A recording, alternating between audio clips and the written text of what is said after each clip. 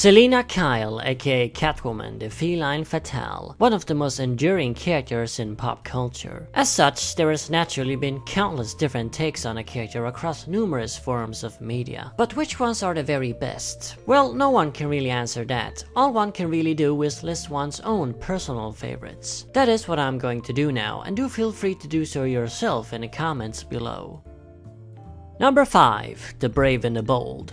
Nika Futterman voiced Selina Kyle on this Batman/DC cartoon show. Like a lot of Batman villains on the show, Catwoman didn't really appear a whole lot outside of cameos. Her most notable roles on the show include the episode The Mask of Matches Malone, the only full episode to feature her in a major role. This is ironically also the only episode to feature Two-Face in a major role. Besides this, Catwoman appeared in 2 teaser openings, one of which pays homage to an old classic 1950s comic, The Jungle Cat Queen. Despite her scant appearances, I do like this take on Catwoman quite a lot. Again, like most Batman villains, this Catwoman is based on her Golden and Silver Age appearances, both in characterization and design. Unlike most modern versions of the character, Selina is not an anti-hero on the show. She's a straight-up villain, just like in those old comics. That's something I miss, despite the fact I wasn't actually alive to experience those days. Recently, I found myself gravitating more towards a villainous Catwoman. I feel a bit bored with the modern anti-hero take. The villainous Catwoman like we got on this show is simply more fun. As always though, Selina wasn't exactly just another member of the Rogues Gallery. She had a more sympathetic side than most of them, and also a strained romance with Batman. This show really played up the two's flirting. In fact, you could almost say it was a bit of a parody on your classic Golden Age relationship.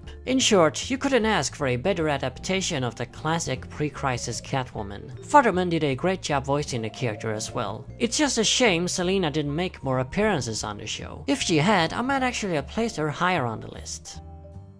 Number 4. The Batman.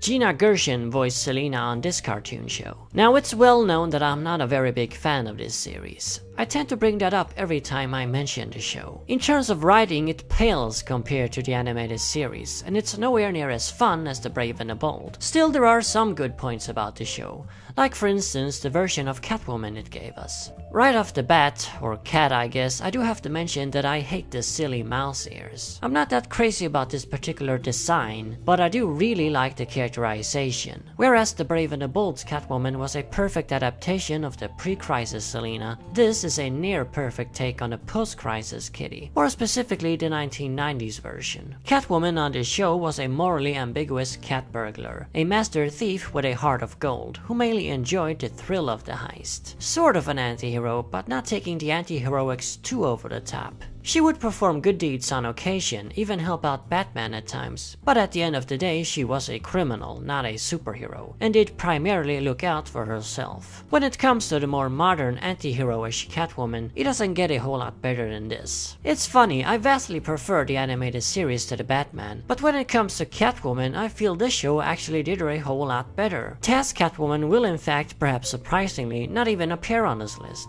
I also have to mention that I really like Gina Gershon's voice performance. In my opinion, she supplies the best voice for the character in any cartoon. It's very sensual, seductive, playful, and confident, which is exactly how Selina should sound. Gershon really could have been a great live-action Catwoman too, back in the day. Number 3. The Dark Knight Rises.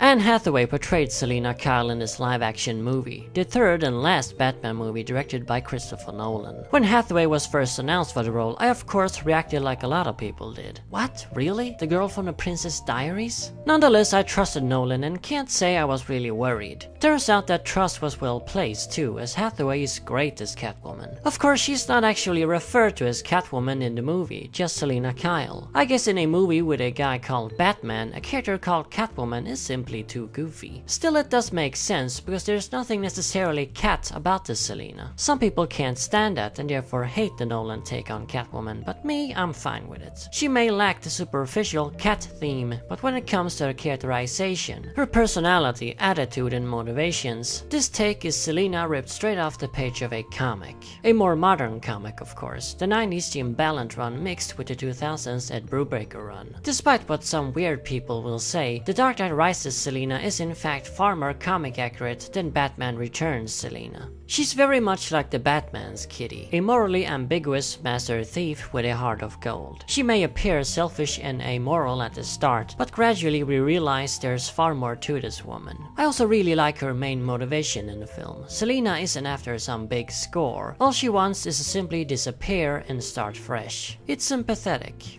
And like I already said, Hathaway is terrific in the role, despite the fact this isn't really the type of role she usually plays. Unfortunately though, just like with the Batman's Catwoman, I'm not too crazy about the costume. It's not bad, but definitely not one of my favorites. All in all, this was a great live-action movie version of the character. I know some people feel we still haven't gotten the proper Selina Kyle on film yet and clamor for yet another appearance by her. But me, I'm good. I don't need another Catwoman movie for decades. Number 2. Batman Returns.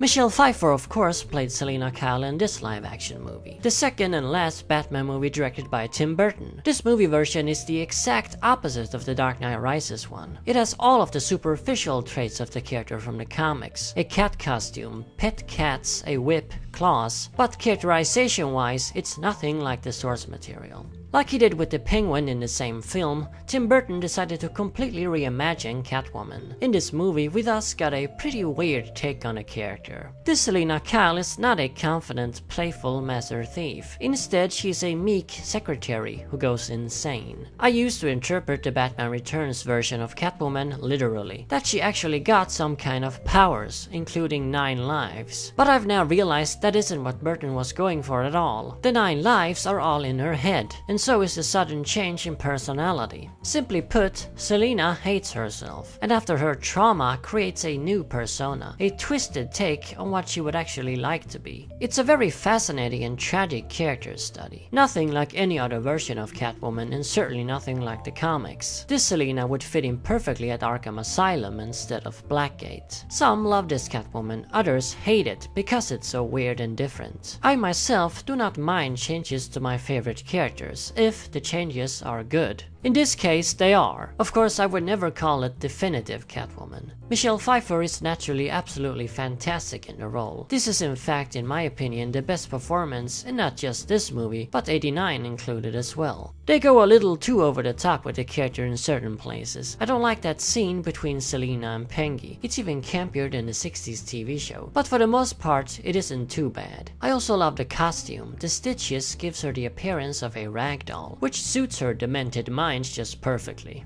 It was actually a bit difficult to choose between Pfeiffer and Hathaway. I ended up going this way mainly out of nostalgia. Batman Returns is a movie I grew up with, while The Dark Knight Rises isn't. And now for my favorite take on Kitty, and this was actually not difficult at all. Number 1, the 60s TV show.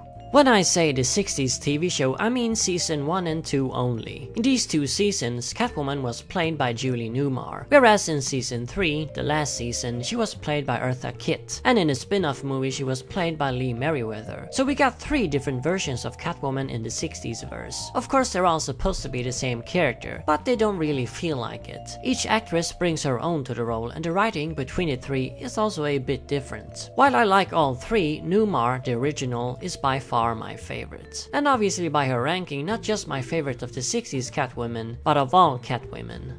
On this live-action TV show, Catwoman was, just like in the comics at the time, a straight-up villain. Like The Brave and the Bold, this is an adaptation of the Golden and Silver Age version of Selina. It's so refreshing to see after all these modern superhero takes on the character. I do also believe this is the only pure villainous Selina in live action. Even the Batman Returns version was a bit of an anti-hero. Of course, I don't like it when they go too villainous with Catwoman, which the Kitt and Merriweather versions kinda did. She shouldn't just be another member of the Rogues Gallery. There should be something special about her, something that sets her apart from the rest. With Newmar, we got that. She's a villain, yes, but in classic Catwoman fashion, she also has a crush on Batman. I would describe it as a sick sort of love-hate relationship. At one moment, she's doing her very best to kill him, in the next, she's asking him to marry her. It's pretty crazy and almost remind me a bit of the modern Joker and Harley Quinn relationship.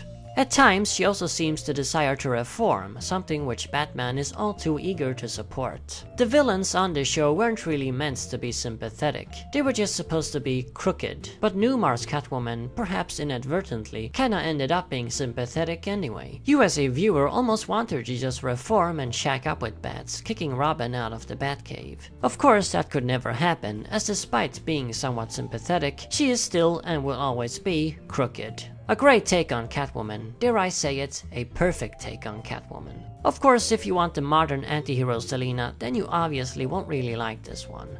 Newmar was naturally great in the role. She was pretty funny and had good comedic delivery of her lines. And they did give her plenty of funny lines, as this show was more or less a comedy. Out of all the actresses to play the character, Newmar is in my opinion also the hottest. By far. Seriously, she was damn gorgeous. Here she is as a blonde, and here as a redhead.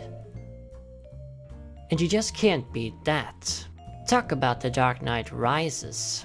Yeah, I do have to confess I have a bit of a crush on Newmar's Catwoman. I wish I could build a time machine, go back to the 60s, kidnap Newmar, dress her up as Catwoman, and keep her locked up in my basement.